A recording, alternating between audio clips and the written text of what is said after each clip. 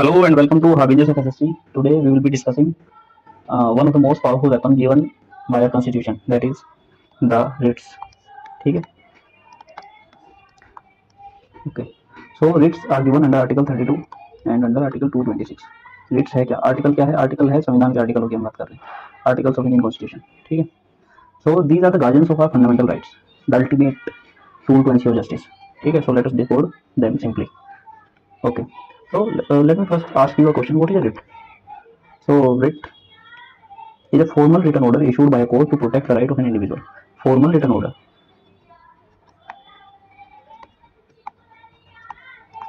Formal written order issued by a court to protect the rights of an individual. ठीक है? Okay. So the very first thing is that the Supreme Court can issue a writ under Article 32 and High Court can issue a writ under Article 226. पहली बात. और Article 32 को Dr. B.R. Ambedkar called it a heart and the soul of Indian Constitution. Heart and soul of Indian Constitution. ये इतना important article है. ठीक है? So why is it so important? Why does Dr. B.R. Ambedkar calling it heart and the soul of Indian Constitution? Why is it so? The answer is simply that if the fundamental rights of the person is violated, then can you directly go to Supreme Court or High Court? The answer is yes. You can go to the Supreme Court or High Court by through what? By filling a writ petition. इतना important है ये writ petition.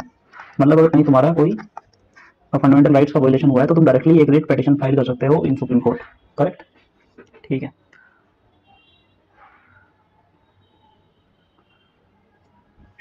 So let us see another thing, that is why writs are so important. Why writs are so important? The answer is the rights they make our rights meaningful. मतलब हमारे rights अगर संविधान में लिखे हुए हैं तो उनका कोई मीनिंग नहीं है until there is an authority to check whether the fundamental rights are protected or not protected. ठीक है? So they make our rights meaningful. If they exist only on paper, they are useless.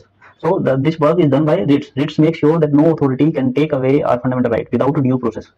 Due process के बिना कोई भी हमारे fundamental rights नहीं ले सकता. ठीक है भाई? तो ये इसलिए important है. So now let us see exam oriented thing, that is types of writs. Types of writs. There are basically 5 types of writs are there in Indian Constitution. या जो भी हमारे कोर्ट इशू करते हैं 5 तरह के writs इशू करते हैं. नाम याद रखना important है. डायरेक्टली क्वेश्चन आता है. क्या क्वेश्चन आता है डायरेक्टली? क्वेश्चन ये आता है भाई कि हीबस कॉर्पस का लिटरल मीनिंग क्या है, क्योंकि ये सबके सब जो हैबियस कॉर्पस है, हैबियस कॉर्पस पहली तरह की रिट जो इशू की जाती है कोर्ट के द्वारा. Second is mandamus. Third one is prohibition. Fourth one is certiorari. ठीक है? And last one is quo warranto. ठीक है? तो ये जो नाम है ना, ये habeas corpus, mandamus, prohibition, certiorari and quo warranto, ये सब के सब किसमें? ये सब लैटिन लैंग्वेज में नाम है. तो अभी इनका सबसे पहले तो इनका लिटरल मीनिंग देखेंगे, फिर हम इनका स्कोप देखेंगे कि किस केस में कहाँ इशू की जाती है. ठीक है? तो हम सबसे पहले देखना शुरू करते हैं हैबियस कॉर्पस को. तो इसका मतलब है, अगर इसका हम लिटरल मीनिंग देखें तो इसका लिटरल मीनिंग आता है कि to have the body of.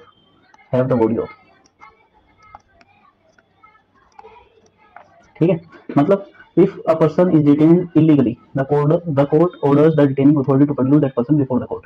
ठीक है? मतलब अगर कोई आदमी को illegally या unlawfully डिटेन कर लिया गया, अरेस्ट कर लिया गया या डिटेन कर लिया गया, so then the court can order the detaining authority, जिसने भी डिटेन किया है, to produce that person before the court. ठीक है? And if the court finds that the detention was legal, then court can allow or the court can free that person. ठीक है? This writ protects the personal liberty. ठीक है? And second one is mandamus. Mandamus का literal meaning होता है we command. मतलब it direct for what is the purpose of this writ?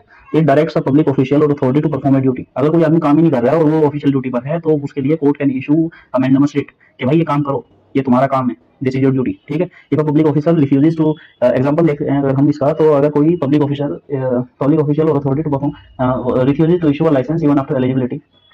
अगर कोई एलिजिबल है लाइसेंस के लिए और उसने कह दिया कि भाई मैं तो तुम्हें लाइसेंस नहीं दे रहा, then the court can issue mandamus in this case कि we command to issue the licence. अगर कोई मांगने लग जाए कि मुझे 2000 रुपये तो तभी लाइसेंस दूंगा, फिर जबकि तुम एलिजिबल हो, तो उसके लिए क्या कर सकते हो? तुम डायरेक्ट सुप्रीम कोर्ट का जा सकते हो कि भाई हम एलिजिबल है और ये हमें ये इशू ये अथॉरिटी हमको ये इशू नहीं कर रही है, तो supreme court can issue a mandamus writ. ठीक है? Third one is prohibition. इसका मतलब लिटरल मीनिंग अगर देखें, डायरेक्ट क्वेश्चन आ जाते हैं कि to have the body of क्या है, what is the literal meaning of habeas corpus, ठीक है।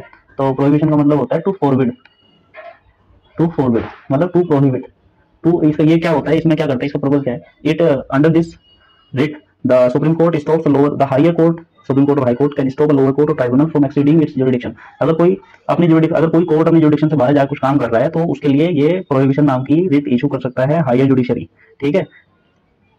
इफ लोअर एग्जांपल देखें अगर, तो अगर कोई lower case tries a case beyond its power then the high court can issue prohibition, ठीक है। Simply we forbid you to do so, simple. Certificate इसका मतलब to be certified, to be certified मतलब High Court can either transfer or quash a case from a lower court that acted illegally, correct। अगर कोई illegally किसी case को सुन रहा है तो हाई कोर्ट डायरेक्टली उस केस को अपने पास या तो उस केस को खत्म कर सकता है, क्वैश कर सकता है या फिर ट्रांसफर कर सकता है, ठीक है।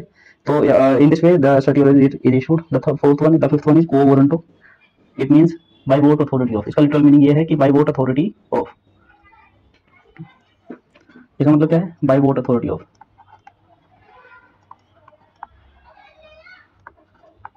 ठीक है भाई। इसके बाद कि जो रिट है, रिट तो खत्म हो गई, अब एक चीज और देख लेते हैं छोटी छोटी, क्या है, मतलब कि अगर कोई इलीगल ऑक्यूपेशन या किसी पब्लिक अथॉरिटी में बैठा हुआ है तो उसे कोर्ट पूछ सकता है कि किस अथॉरिटी से बैठे हुए तुम यहाँ पे, ठीक है। अब देखो क्या होता है कि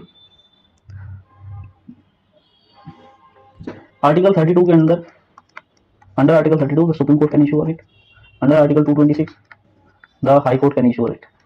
लेकिन इसमें यह है कि सुप्रीम कोर्ट सिर्फ फंडामेंटल राइट्स के लिए इशू कर सकता है writ, only for fundamental rights, और high court can issue writ for fundamental rights plus for legal rights also, ठीक है भाई। हाई कोर्ट फंडामेंटल राइट्स के लिए कर सकता है और लीगल। तो एक बड़ी फेमस स्टेटमेंट आती है क्वेश्चन में, एग्जाम में, कि the writ jurisdiction of high court is wider than supreme court और the writ jurisdiction of supreme court is wider. तो ऐसा फर्स्ट टाइम पढ़कर लगेगा कि हाई सुप्रीम कोर्ट का रिट जुरिडिक्शन ज्यादा होना चाहिए, जबकि ऐसा नहीं है, रिट जुरिडिक्शन हाई कोर्ट का ज्यादा है। क्यों? क्योंकि ये लीगल राइट्स के लिए भी रिट इशू कर सकता है, जबकि सुप्रीम कोर्ट सिर्फ फंडामेंटल राइट्स के लिए ही रिट इशू कर सकता है, ठीक है।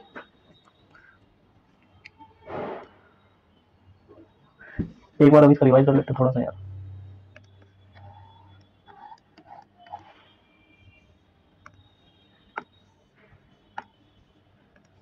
अगर हम इसको रिवाइज करें तो एक सेकंड में देखते हैं कौन सी रिट हो रही है। 5 तरह की रिट है, habeas corpus, habeas corpus, mandamus, third one is prohibition, fourth one is certiorari and fifth one is quo warranto, ठीक है। हेबियस कॉर्पस में क्या होता है, इट प्रोटेक्ट्स लिबर्टी, कि कहाँ है body, to have the body of, and mandamus में इट कमांड्स ड्यूटी, ठीक है। प्रोहिबिशन में it stops overreach of the court, ठीक है, overreach of the lower judiciary. And fifth one में इट करेक्ट्स द एरर, अगर किसी केस में कोई एरर है तो उसको करेक्ट करता है सर्टियोराली के अंदर। और क्वो वारंटो में it asks the questions from the authority that bye vote authority of, ठीक है। तो 5 रिट्स है, 2 आर्टिकल है, कौन कौन से, ये habeas corpus, mandamus, prohibition, certiorari and quo warranto, तो 5 तो हो गए रिट्स। और 2 आर्टिकल बताएं, article number 32 and article number 226। 32 supreme court के लिए एंड 226 हाई कोर्ट के लिए, ठीक है।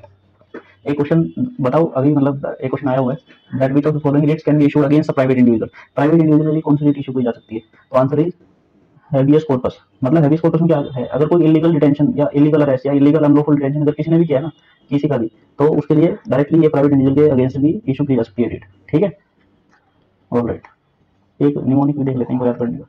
निमोनिक क्या है भाई, he must protect the constitution, he must protect the constitution, question mark से क्यों warranto, sorry, he must protect the constitutional questions, ठीक है यार, इसको बस बंद, he must protect the constitutional questions,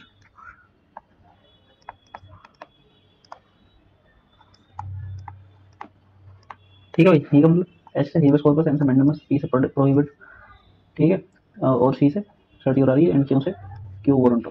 ये 5 रिट्स हैं, 2 आर्टिकल है, आर्टिकल 32, आर्टिकल 226, और आज हमने क्यों डिस्कस किया ये बताता हूँ तुम्हें सडनली क्यों किया है। क्लाइमेट एक्टिविस्ट जो है ना, सोनम वांगचुक, उनकी वाइफ ने एक पेटिशन फाइल की है, हेबियस कॉर्पस की पेटिशन सुप्रीम कोर्ट में, seeking his release from preventive detention under NSA. NSA के अंदर उनको डिटेन कर लिया गया ना सोनम वांगचुक को, एनएसए 1980, ठीक है। इसमें प्रिवेंटिव डिटेंशन हुआ है सोनम वांगचुक का, मतलब उन्होंने कोई क्राइम नहीं किया लेकिन उनको पहले डिटेन कर लिया गया है ताकि वो कोई क्राइम ना कर सके, ठीक है। तो सोनम वांगचुक की वाइफ ने क्या फाइल किया है, एक habeas corpus petition to the supreme Court, ठीक है भाई। तो इसीलिए मैं रिट्स का सोचा थोड़ा डिस्कशन कर लेते हैं। हैबीज कॉर्पस का मतलब to have the body of, it is a court order demanding the production of a detained person, ठीक है, under article 32 and 226 the supreme Court and High Court both can issue a writ, ठीक है। Alright, thank you.